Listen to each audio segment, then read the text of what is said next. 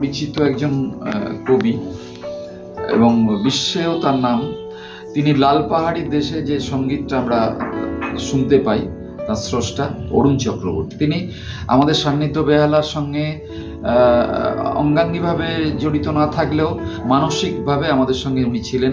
আমাদের সৌভাগ্য হয়েছিল, আমরা আমাদের দুটো শোতে ওনাকে পেয়েছিলাম এবং উনি আমাদের নাটক দেখে ভীষণভাবে প্রশংসা করেছিলেন এবং বলেছিলেন যে এই নাটকটার যে এইভাবে শেষ হতে পারে এটা আমি কোনোদিনও ভাবতে পারিনি আমার এত বছরের জীবনে। এটা আমাদের কাছে পরম পাওয়া ছিল।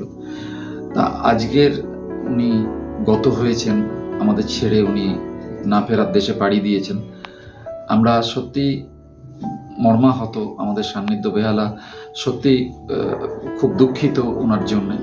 আমরা চাই ওনার আত্মা যেখানেই আছেন শান্তিতে থাকুক, ওনার পরিবার, তাদের জন্য আমাদের সমবেদনা রইল। আমরা ওনাকে 1 মিনিট নীরবতা পালন করে ওনাকে শ্রদ্ধা জানাবো।